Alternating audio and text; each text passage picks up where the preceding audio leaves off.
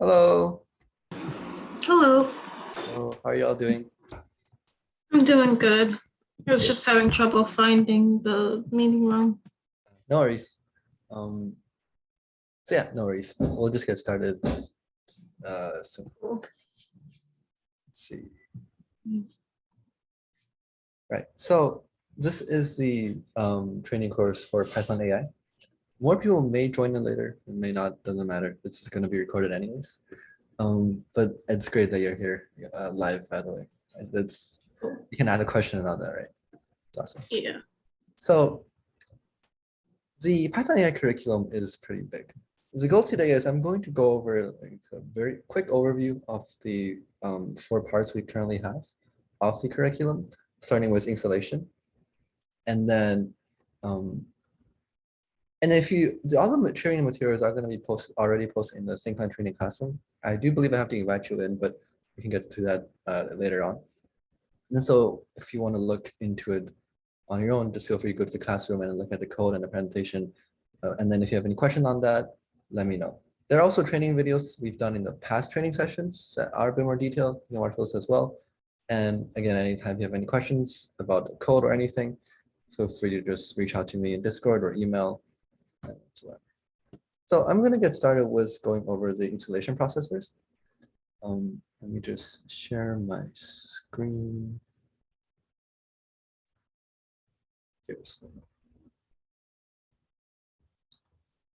So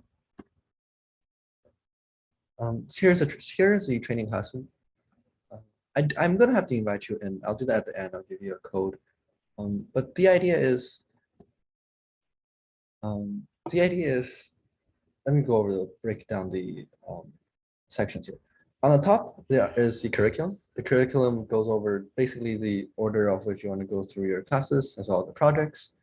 And then later on, right now there are 4 units: Recursion trees, KNN, linear regression, and image processing. We start with the decision tree class, this is also the demo class, which if there is a demo class for the Python AI class and you are to teach it, this will be the unit to do that. This is the first unit. This is also going to be the evaluation topic. And then it starts with the slides. All right, starts with these slides. And then the slides begin with a brief conceptual overview of what a decision tree is. I'm going to come back to that after I go over the installation process. But you would start with for the first unit, you would start with going over what the decision tree concept is. And then towards the end of this will be for one class. At the end of the first class, you would start setting up the coding environment with your students. So the installation process would be, you would first download this file right here called installation main folder.zip. If you click on it, you'll download the zip folder. And then, let's go somewhere right now, actually. Yeah, you'll download it, right? You can delete the Mac OS X file. This is automatically generated because I'm using a Mac, but you can delete that. Once you download it and then unzip it, move it into a folder, and you open it up. There's a file called readme.pdf or readme.md.pdf. Either one works. Open it up, and then it gives you an instruction on how you want to download the packages we'll need. First of all, the more important ones, not more important. You're gonna have to download Anaconda. You're gonna have to download a few of these packages. You're also, and then it's pretty simple. It may take some time. The problem with this here is sometimes the different students have different environments, like their computers set up. So there may be some error. Usually there isn't any error, but if there are, when you're teaching and the students come up with an error when during installation, just ask them to ask them to take a screenshot of what the error is and then send the screenshot either in the Discord chat or any group chat, or just send it to me, and then we'll figure out what to do after that. Another pretty important thing is every time you activate your coding environment, you're gonna have to activate the Conda environment first. This is because you have to activate it in order to open up the virtual environment in which you have downloaded these packages. I'll go through that when we look at the code. This is something you can have to do every time. So once you have the process, the coding, the installation downloaded, which may take some time. So I also recommend you to either work through it with your students during the first class or do it after class. That's up to you. Then you would finish up the decision tree project and then work on the coding project.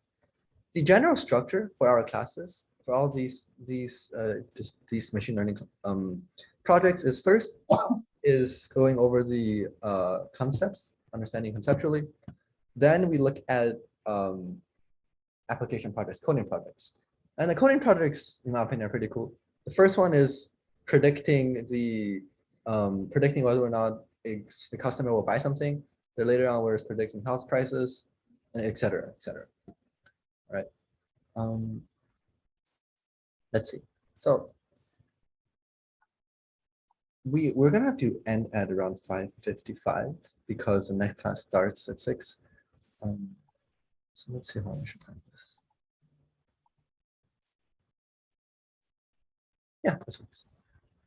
So let's break down the decision tree project first. The main idea behind it, again, sorry, before I go on to this, it's just going to be a brief overview. I'm not going to go over every slide. It's just going to be a brief overview of what the idea concept is and what the project is. Yeah. Decision tree. The idea behind decision tree is it's a flowchart-like tree structure that helps you make decisions. And then it's called a decision tree because, in fact, there should be an animation here. Yeah, because it's like an upside down tree, right? Where you the first node on the top is referred to as a root node, and then you would refer to as a root node, and then each circle here will be considered as a node, and then the line linking between the nodes are going to be known as branches, and the ending node are going to be known as leaf nodes. And then so the idea behind decision tree is at each node it's basically asking a question, and then based on the question you would supposedly make a decision or like follow down the path here until you reach the end, to reach the leaf node. Once you reach the leaf node, that's when you make the final decisions. All right. And here down below this, and below are a few more vocabularies, and then like just understanding of what the nodes are, what parent nodes are, and child nodes are. And then here is a distinction between machine learning and rule-based AI. So this is basically going to be the introduction to what the whole point of the Python AI class is. So rule-based AI is straightforward. It's just if some condition is true, then you do something, right? You do this when the guideline is pretty simple. So for instance, if it's sunny outside, then you play tennis. Or a really straightforward rule, like if well, basically straightforward, like if it's warm, you go outside or whatsoever. On the other hand, machine learning is where the rules are difficult, it's complicated. You can't just say if something is this, then you do that. Instead, what you have to do is, since the rules are more complicated, you have to collect data and train a model in which you use the model to make the predictions. An example in the first unit, what we're doing is we're training a decision tree model, but using data in order to help us make future decisions. Some example of what machine learning or using AI is powerful in this rule-based AI is, for instance, if you're coding this is pretty simple, like say for example, if you're coding a robot, there are so many rules. Like if you're coding a robot to, let's say, shoot a basketball, there are a lot of rules, right? You're gonna have to calculate, okay, where's the robot whatsoever. And then if you just use, if you just use if statements, imagine how many if statements you're gonna have to need. So instead, you just tell the computer to, hey, look at all these different past data in which someone shoots a basketball, and then identify the pattern in which they do that, and then let the computer figure out what the actual pattern is. And that's the idea. So here's more introduction to how decision tree works. Let's see. And I want to go over the slides in particular. These are the few vocabularies if you want to know what we're referring to these terms. So first, there are features. Features are the thing in which you use to help identify what the outcome is, per se. So in this case, if the decision we're trying to make is, should we go out and play tennis? And then a few things we want to look at, right? A few things we want to look at to make a decision is what is the weather outside? What is the wind temperature outside? What is temperature outside? What is the wind outside? And these are known as features, or the things, so you can think of them as things we take into consideration when making decisions. On the right side hand side here, these are known as class labels. Labels are going to be your final decisions. So for instance, on Monday, these are the values for our features. And as a result, we decided to play tennis. And then so play tennis will be a label, and the other label will be not play tennis. These are going to be our final outcomes. The idea behind the decision tree process is you're given this data set. So right here, a really bad circle, but right here, this is given. Actually, let me do that. Sorry, all this stuff is given. You're given the feature values and then its corresponding labels. Right? And then so by giving these data, we can then construct a model out of these data. We can find out the patterns in between these data so that when we enter new inputs, when we have new feature values. So for instance, if it's raining, strong wind, and a warm temperature, then we can put these inputs into the model to get on an output. Speed forward a bit. And here's basically right here is how do you kind of like a general idea behind how you would build it. Right? You first take a look at one feature, and then there are two outputs. There's sunny and there's rain. And then by looking at the, if we just look at all data, all of these entries with only these with sunny value for the outlook feature outlook, then we would have a subset with 4 entries here. And then we would basically do the same thing. We will take a look at another feature. In this case, it would be look at temperature. And then we look at all of the data sets inside the 4 data sets. Look at the entries inside these 4 entries, inside that subset in which it has the temperature warm, and then we'll break down the data set again. And then you just keep going. Right, and that's the idea. So the idea really is you have a whole data set. You look at one data set in which you can break down your giant data set into 2 subsets or more subsets, depending on how many values there are. And then you would repeat the process in which you take a, within that subset, you identify another feature, you break down that subset into more subsets, and so on and so forth, until you reach a point, in which, until you reach the point in which it's an ending condition. So basically, for instance, if all of the remaining labels, again, this is the output.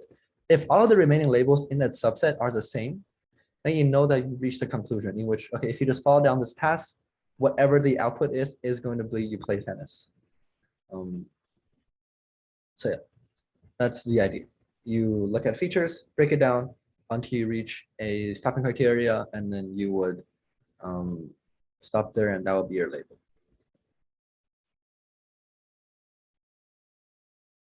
Right. So in between this slide right here, 15 and let's see, 19. Yes, yeah. This is gonna be recursion. And to go talking over what recursion is. Recursion is important because we're gonna be building the decision tree using recursion. If you need a quick recount what recursion is, here it is. It's just it's a function in which you recursively call itself, and the recursive call must move towards the space case. Here's an example. Climbing stairs. How would you use recursion to calculate the number of distinct ways you can climb to the top if you can only climb 1 or 2 steps? And the basic idea here is this is basically like the Fibonacci sequence. How would you use recursion for the Fibonacci sequence? Is really similar here, right? And then this is, however, later on this part is going to be more important. How would you implement decision tree with recursion? And then the key here is identifying that when you build a decision tree, you're just breaking down into subsets, right? It's just subsets and subsets and subsets. You're given a data set, you look at a feature, using that feature, you break down data set into 2 subsets. And then you do that again, right? Within that subset, you would break it down again and again and again. And hence recursion.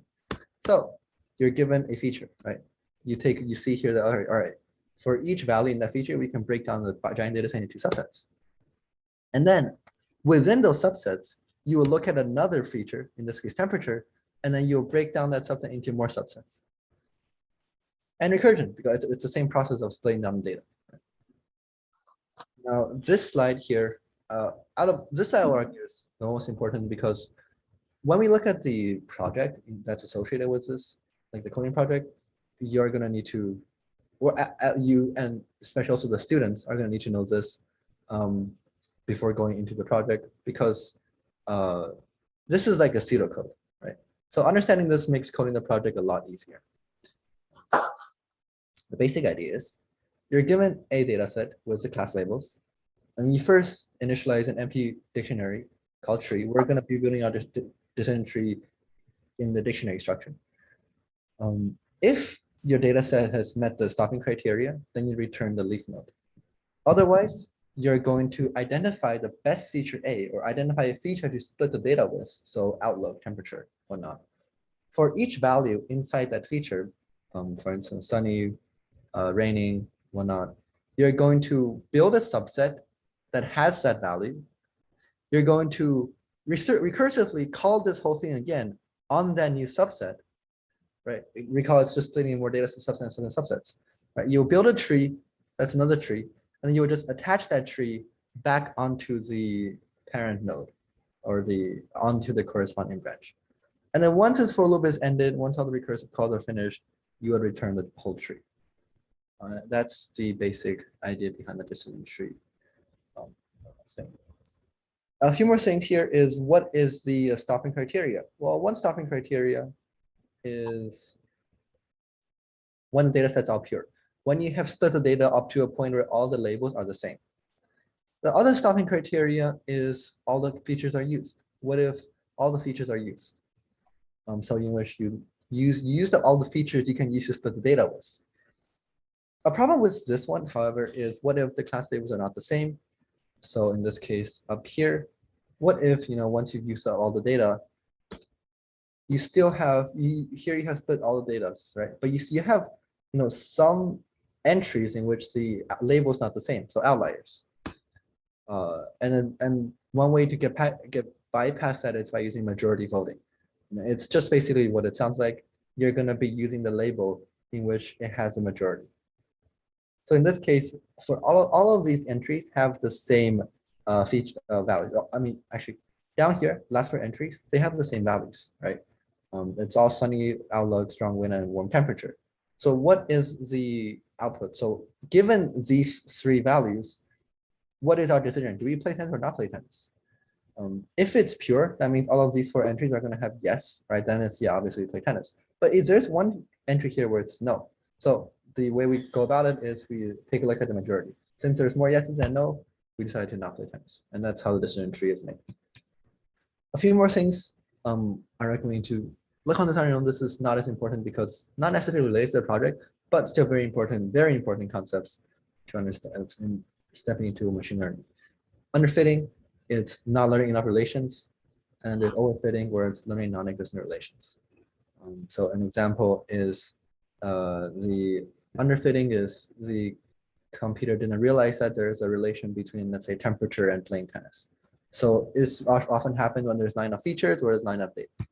Overfitting, when you have irrelevant features and the computer makes a non-existent relationships, like if you had pancake for breakfast, that obviously doesn't matter in terms of if you play tennis or not, but the computer makes that relationship because that feature is included in the data set.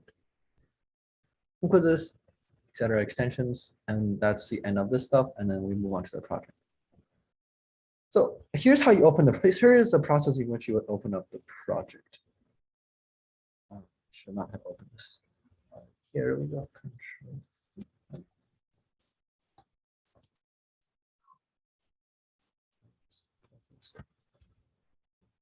How you would open up the project is you would first navigate to your folder in which you have the files. What you need to do is you need to CD into that folder. I drag and drop, I think it's easier to do it. CD into that folder, and then activate the virtual environment. And then finally, just open up Jupyter Notebook by typing in Jupyter Notebook. Boom, you have opened up the coding environment. The reason why we use Jupyter Notebooks for this project, whereas in other of our classes, we use just any coding editors, is because we have templates. These are all templates that's already given to you. So when you download it, it's going to be given to you. And the students as well, though the version they're going to receive is, or at least if they don't receive it, you want to send it to them, they're going to receive the student version in which the code is empty, right? This is the answer key. It has all the code all completed. The student version is going to be still going to have some code in it because it's a template, and some of these unnecessary stuff they don't have to code through are already going to be on the notebook. But they're going to have to add in more lines, and you're going to have to tell them how would you go about that. And yeah, and another benefit of Jupyter Notebook is we can test each module at a time. We don't have to we don't have to finish the entire project before testing it. And we'll just go down each cell at a time until you reach the end, and then they'll all come together. So let's take a look at the PyTorch project. Recall that the code here is going to be very similar. Not similar. The logic is going to follow the algorithm for building tree right here. So if when you're explaining, it's hard to explain a certain concept, feel free to just, actually, I recommend you to just come back to the slide here and then go work through the slide again with the students before going back to the working on stuff. Also, you don't have to code everything in the line, but we'll get to that. First, you import a few packages, all right? And then here is you create a data set. You're given the data set you're given is, you can take a look at it as well. Data.csv right here. This is data. The project is you are trying to identify, you're trying to build a decision tree and try to figure out what kind of people wants to buy a Nintendo Switch. And then the data set you're given is you're given a bunch of entries in which you have the customer's age, whether or not they're a student, their income level, the credit rating, and the labels. So all these are the features, right? And the label is if they buy a Switch or not. Using this data set, you want to create a decision tree in which when you're given a customer's profile, so the age, student, income, and credit rating, you can predict whether or not that person wants to buy a Nintendo Switch.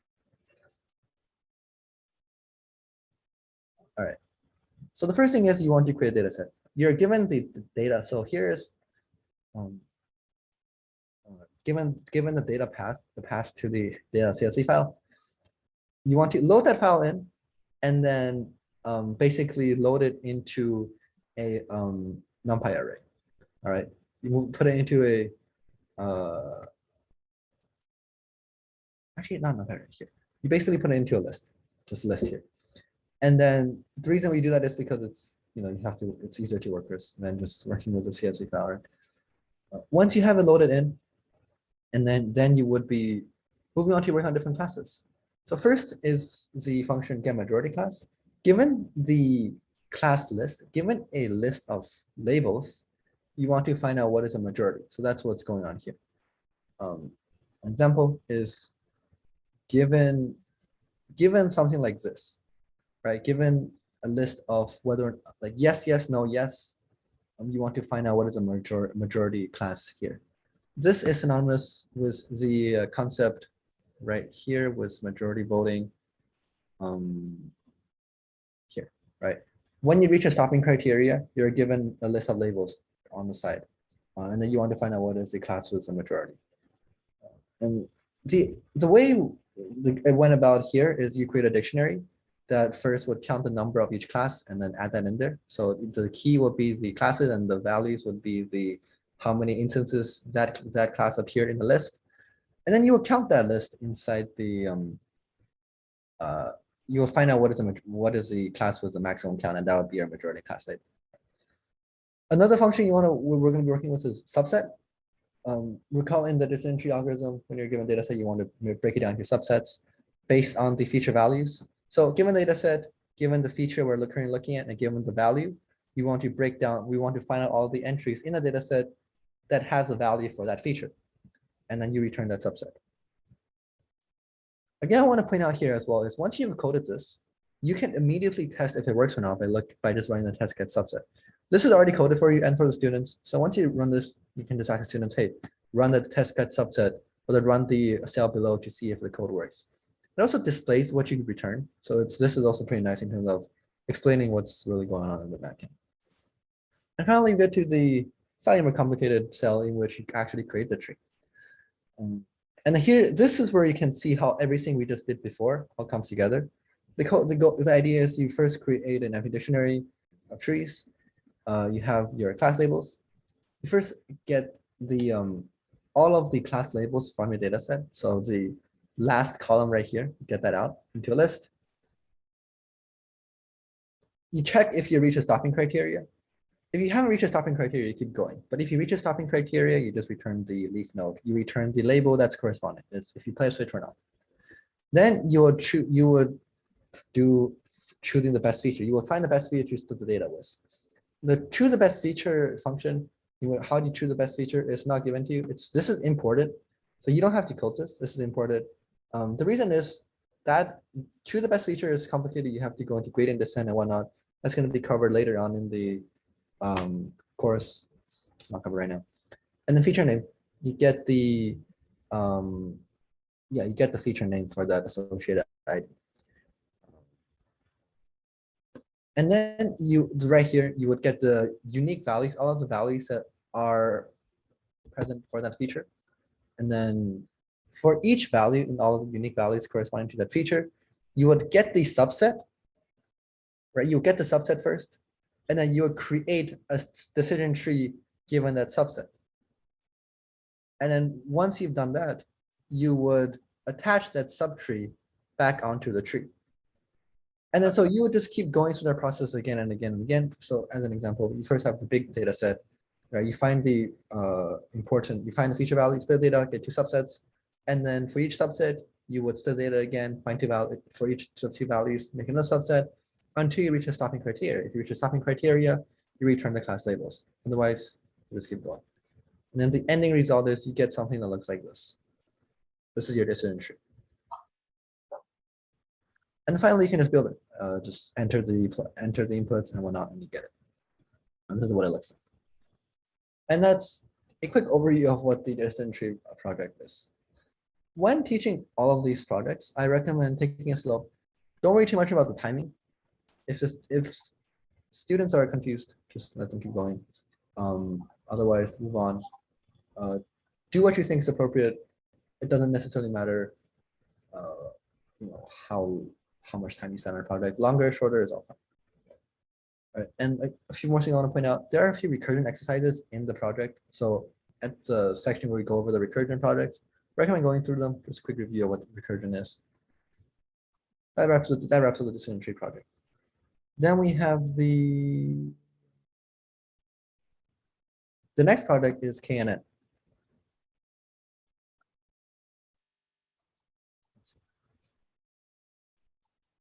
All right, so I think for this, I'm going to go over KNN and then go over a few more details and then end it there. I don't think we'll have enough time to go over linear regression and image processing, which is fine because these are much later. And even if we cover it now, once you start teaching, you're going to have to do it again anyways. There are also video recordings for these two sessions in the training classroom. But let's go over KNN really quickly.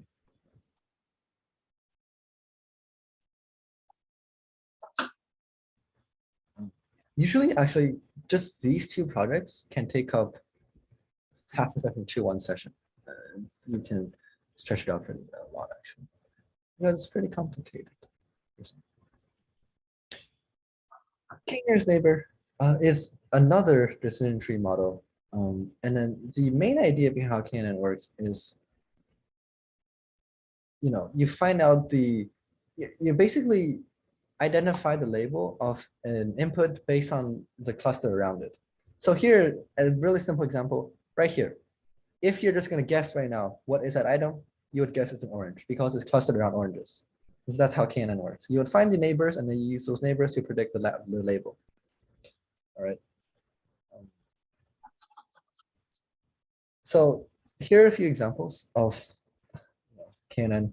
The prompt here is how do you tell if a person is overweight, and then and then the feature that's given is you have your sugar intake and then your exercise time of that person, and you're given the labels.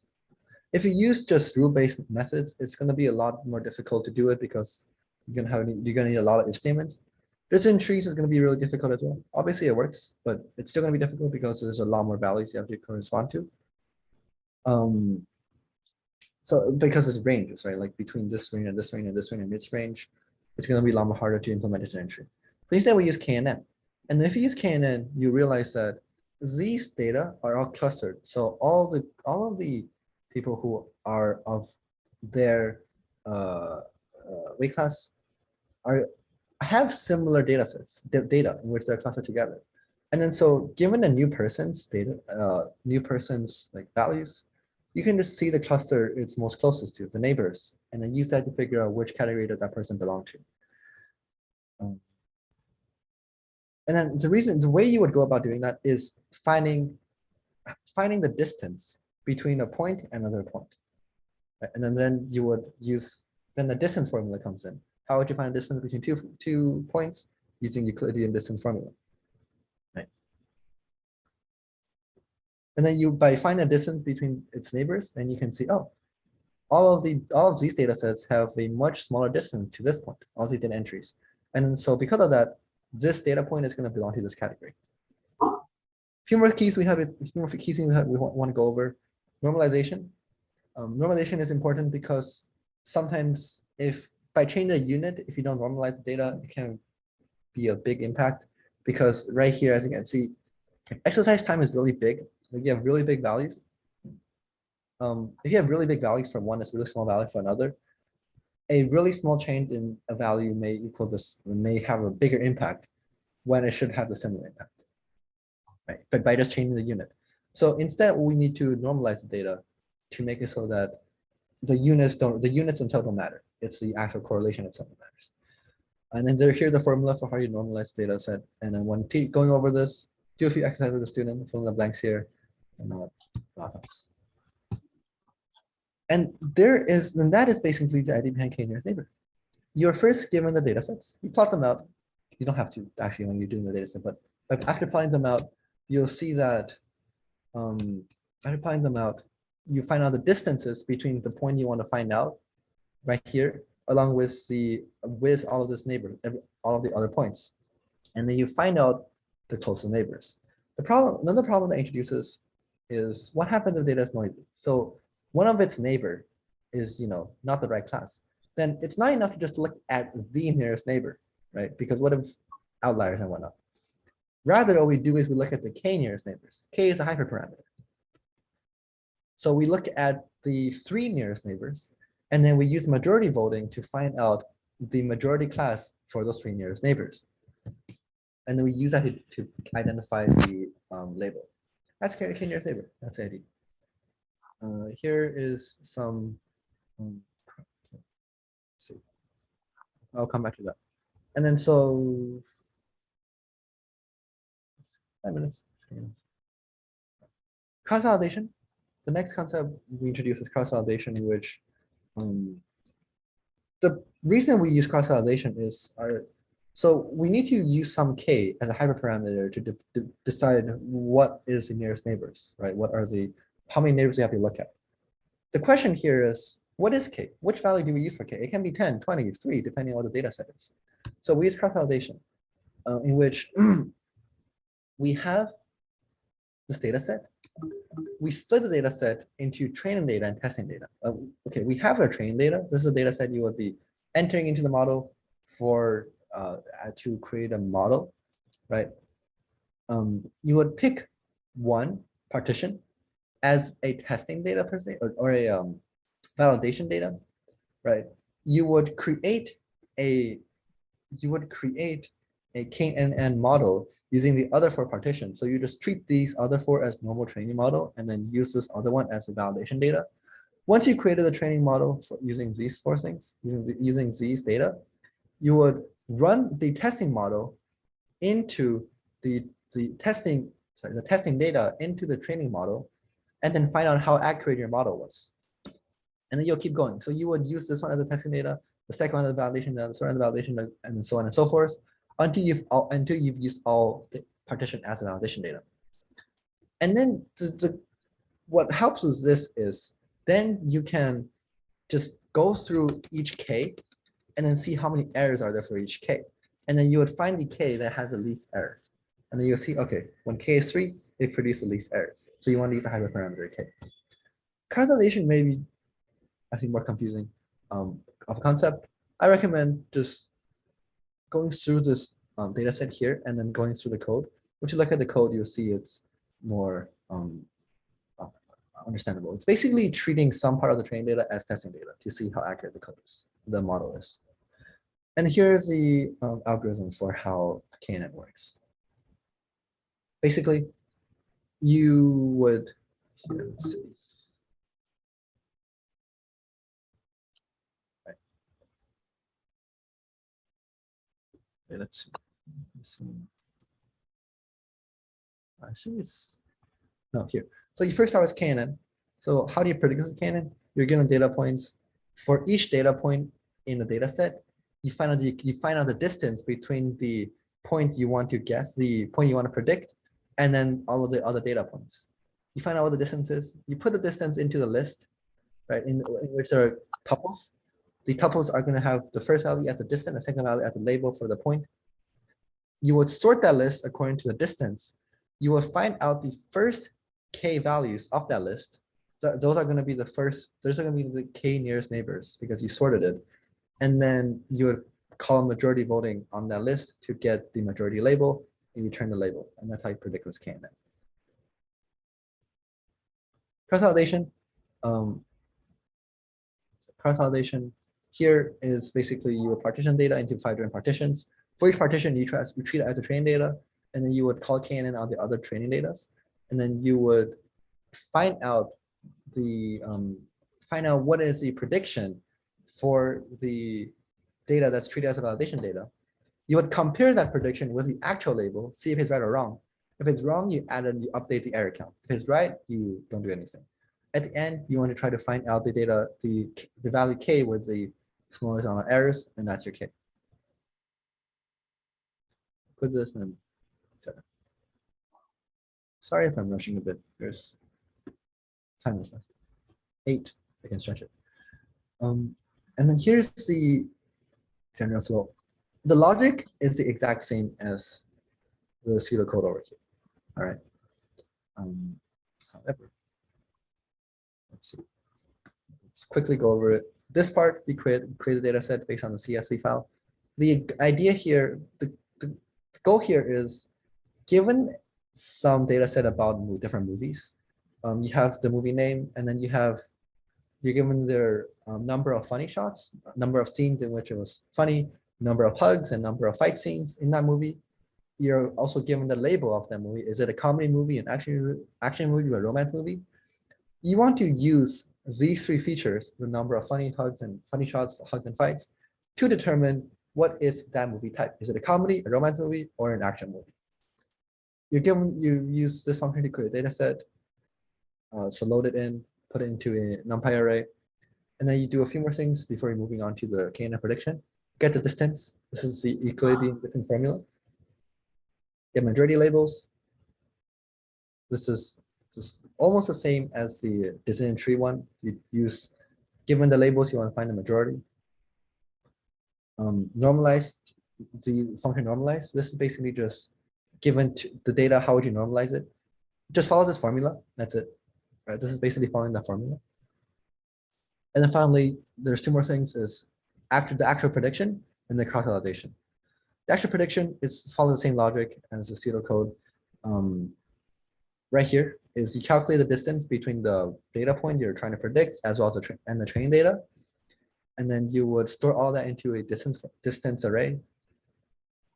After that, you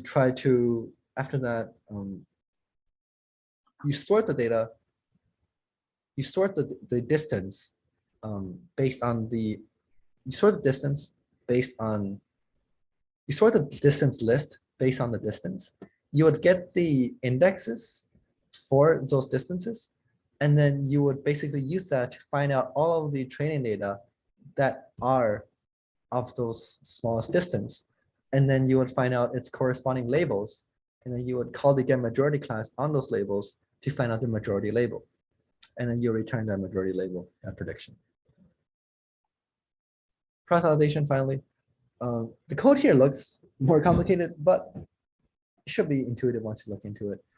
Basically, you're given you partition your data into five different folders, right? And then 0 different cases. What if you use the first folder as a validation data, the second folder is validation data, or the last folder is the validation data? You basically just use some like indexing to ignore the folder that is the validation data, and then you put all the rest into the KNN model to train it, and then you leave the folder you have left out as validation data to put it back in to find out the error count. And then finally, just predict it, just add in, plug in data, so on. To get a better understanding of this code, the decision tree code, and with the other projects, I recommend just going through it each step and then make sure I understand what is really going on in there. Just going over it slowly. I know today I just did a brief overview, but when you're going over it, if you have any questions, feel free to just message me. A few more things I want to mention. Arguably, this is the most important part. The teaching process for these projects, the best way to go about it is first, go over the code, like share your screen, and then open up the student version so it's empty, right? Write out all the code and teach it as you write out the code on the empty screen, on the and share screen and show it here. As you go over it, explain what you're doing, but make sure you ask your students to not follow along. Like, don't ask them, make sure they're not copying down your code as you're explaining it. And once you've gone through explaining the whole thing, or just one cell, tell your students to, all right, once you've seen what I've done, so basically just close out what you have just done, like don't let them see the answer, and tell them to try to recreate it. Again, they're not going to be able to recreate it immediately. That's fine. Try to ask them to think about things of the process, go over it, and then if they're stuck, go over the process again with them. So teach the code again, go over it again, go over the parts they're stuck on, and then go on, so on and so forth, and then move on after you finish one cell. Yeah, that's the base general gist of the Python AI curriculum. The next few project is going to be linear 稍等一下啊，稍等一下啊。 linear 哎， regression. 等一下，稍等啊，稍等，稍等。 All right, that's fine. So, what I'm going to do here is I'm going to put the code. You're not in the training classroom, right? No, I'm not. All right, I'm going to invite you. I believe right now it's, I think. So, no method.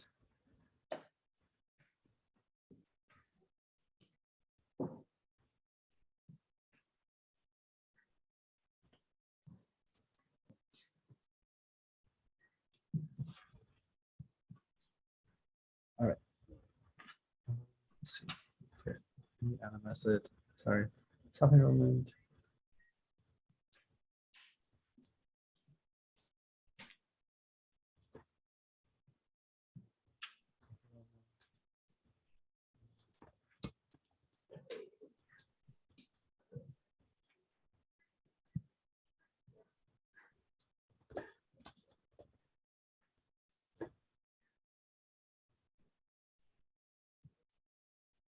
All right.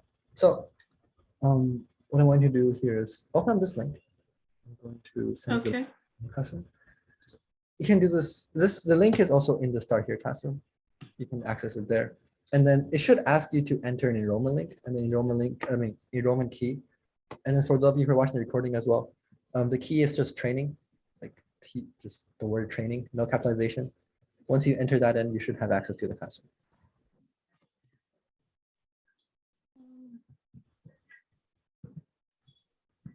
Training. Training. Someone just joined the classroom, but I believe Yeah, so if you're here for the next class, it's gonna start soon. I'll look into that. Okay, I'm in. Great, great. So for those of you who are watching the recording, that's basically how you would join the classroom as well. The key may change. So if when you're looking at the video like way later, and the key doesn't work, just reach out to me, message me, and I'll send you the new key. All right. Now, the code for the linear regression and image processing aren't in the classroom yet, but by the time you start teaching the class, or by the time or not even that, just later on, pretty soon, they're going to be added in here as well. It's already done. It's just not updated yet. All right. If you have any questions, feel free to ask now or send a message to me in Discord. Otherwise, Do you have like a Discord link or something I can message you with? yeah. Are you in the main Discord server? Yes. Yes. All right. My here, let's see. My I'm this one, Daniel Liu. I'll send you my user. You can just Oh, there it is. Got it. all right. Let's see. All right, Dana, if you're coming here for the next the next training session, I don't recall what the class is, but if you're coming here for that one, the training instructor for the next one is going to restart the Zoom. So you're gonna have to log into Zoom again at 6, if that's all right. Okay, yes, I have a quick question. So I got my time zone mixed up a little bit, and I was actually wanting to do the Python as well. But I missed it. I came in towards the end. Will you be offering another by any chance? So all of this is recorded actually. It's going to be posted onto the it's going to be posted here. It's going to be a YouTube link.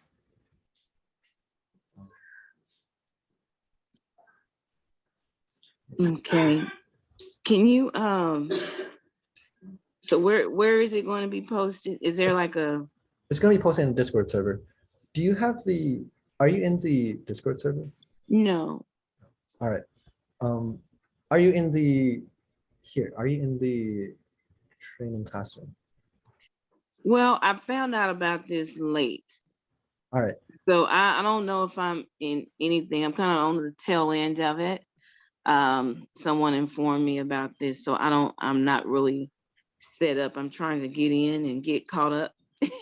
All right. I got it. One moment. Let me just. All right. Okay. So, let's see.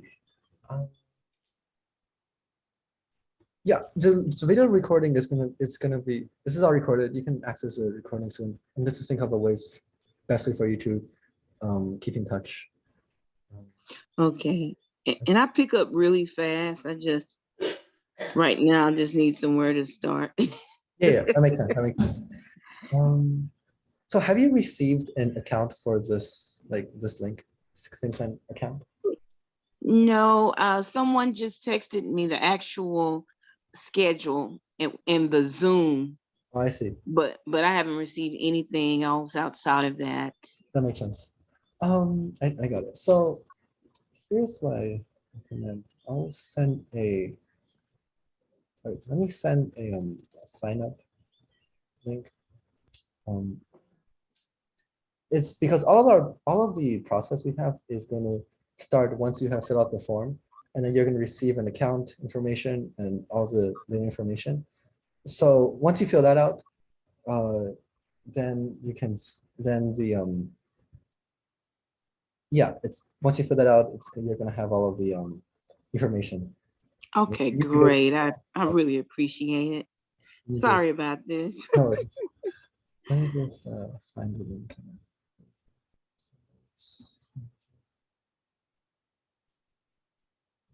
All right. Here's